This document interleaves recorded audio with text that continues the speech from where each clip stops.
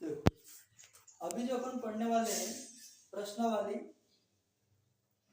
3.2, ठीक है।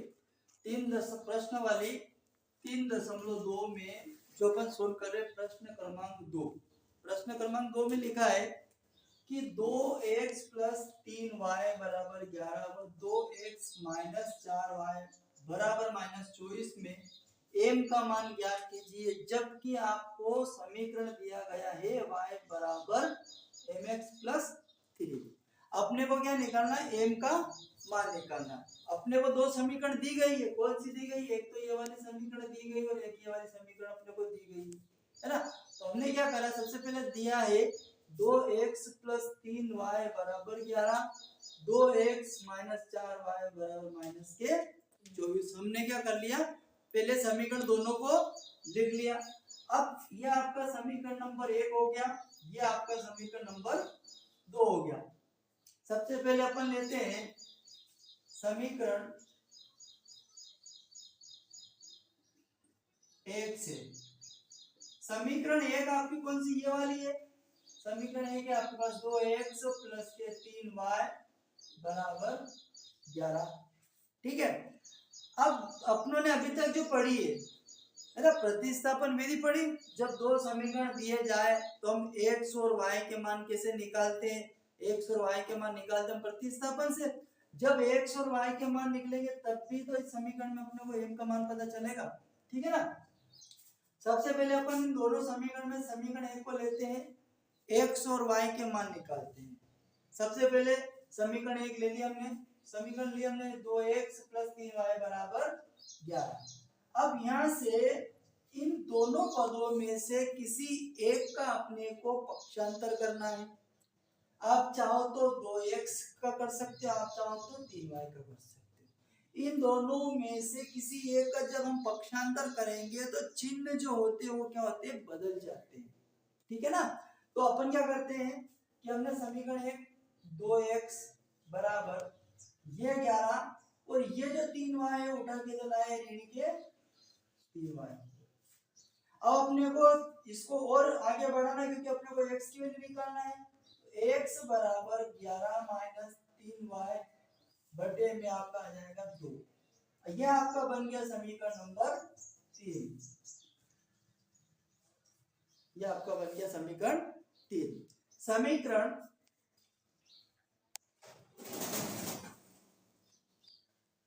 3 से x के मान को समीकरण, ये जो समीकरण 2 है इसमें रखने, समीकरण 2 में रखने पर समीकरण 3 से x के मान को समीकरण 2 में रखेंगे अपन। समीकरण 2 अपने पास में है, समीकरण 2 है आपके पास में 2x - 4y = -24। ये वाली समीकरण कि हमारे पास x की वैल्यू इसके इस समीकरण में ये 2x है तो इस x की जगह ये वाली मान रख देते अपन। तो 2 × 11 - 3y बटे में आपका कितना है 2, ये वाला 2 -4y = -24। अब ये 2 है, ये इनटू में तो अपन 2 से 2 को क्या कर देते हैं? कैंसिल कर देते हैं। तो अपने पास जो बचेगा 11 - 3y - 4y = -24। अब -3y - 4y दोनों जुड़ जाएंगे, ऋण ऋण आपको पता हो तो ऋण ऋण क्या होता है आपका? धन होता है, प्लस होता है। तो ऋण के 3 और ऋण के 4, ऋण और ऋण धन, तो ये आपका ऋण का 7y आ जाएगा, ये ऋण के आपके 24, ये 11 का हम क्या कर देंगे? पक्षांतर, तो ये ऋण के इधर आ जाएंगे 11। क्लियर हो गई बात? तो ये ऋण के 7y बराबर ऋण और ऋण धन होता है, ये दोनों जुड़ जाएंगे तो ऋण के 3, 4 ने 1 5, 2 ने 1 3, तो ऋण के कितने हो गए भैया? 35 हो गए। ऋण 35 हो गए, तो y बराबर ऋण के 33 बटे ऋण के 7। ये 7 का पूछा कि हमने बटे में, ऋण और ऋण धन 7 से डिवाइड करो, 7 पंजे 33, तो y बराबर कितना आ गया आपका 5। ये y की वैल्यू पता चली, y का मान निकल गया। अब अपने को निकालना है x का मान। y के मान को समीकरण, ये जो 3 है, समीकरण 3 में रखने पर, अब समीकरण 3 जो है, समीकरण 3 क्या है अपने पास में भैया, समीकरण 3 है आपके पास में x बराबर 11 माइनस 3y बटे में आपके पास है 2, x बराबर 11 माइनस 3, y की वैल्यू कितनी भैया 5, तो y की वैल्यू को हम यहाँ रख देते हैं 5 बटे में आपके पास में आ जाएगा 2, x बराबर 11 माइनस 5 का मल्टीप्लाई 3 में करा तो 15 5 दिया 15 बटे में आपके पास में 2 है, माइनस के 15 बड़ी संख्या है, 11 छोटी संख्या है, तो घटाएंगे x बराबर 15 में से 11 घटाएंगे तो ऋण के कितने बचेंगे भैया 4, कितने बचेंगे 4 बचेंगे, और बटे में आपका आ जाएगा 2, 2 से कैंसिल तो ऋण के कितने बच जाएंगे 2,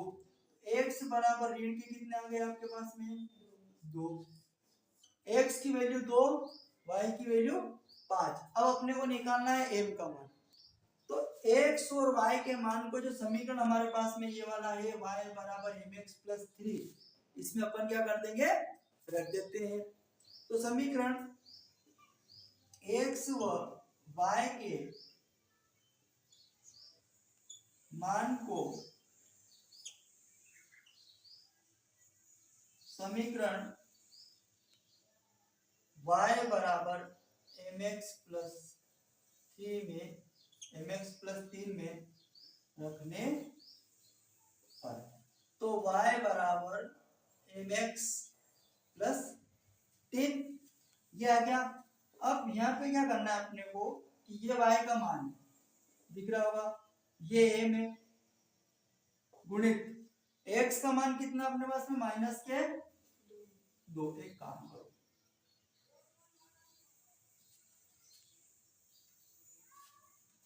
ये y बराबर m ऐसा कैसा रहने दो, गुणित x की वैल्यू -2 प्लस ये 3 ऐसा कैसा रहने दो, है ना। तो अब अपने को पता है कि y की वैल्यू भी अपने को पता है, y की वैल्यू कितनी है 5, तो ये यहाँ पे 5 बराबर माइनस के 2m प्लस के 3। अपने को क्या करना है m की वैल्यू निकालना है, तो 3 का पक्षांतर करेंगे, तो ये 5 तो यहीं रहेगा, ये 3 उठ के इधर आएगा, तो ये ऋण का 3y, और ये -2m, 5 में से 3 घटाएंगे तो कितना बचेगा भैया 2 बचेगा, और ये माइनस का 2m। अपने को m की वैल्यू निकालना है, m के इंटू में -2 है, इसको हम 2 के बटे में पहुंचा देते हैं, तो 2 बटा माइनस का 2, तो बराबर कितना बचेगा m, 2 से 2 कैंसल, तो ये यहाँ पे बचेगा माइनस का 1 बराबर m, तो m बराबर कितना आ गया आपका -1, कितना आ गया m बराबर -1 आ गया।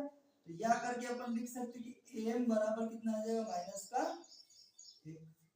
अतः यहाँ पे लिख दो, अतः m का अभिष्ट मान -1 होगा। ठीक है, थोड़ा सा मिक्स हो गया है, देख लेना इसमें कोई दिक्कत है इसमें क्या, क्लियर हो गई बात, कर ले आगे, मिटा दें।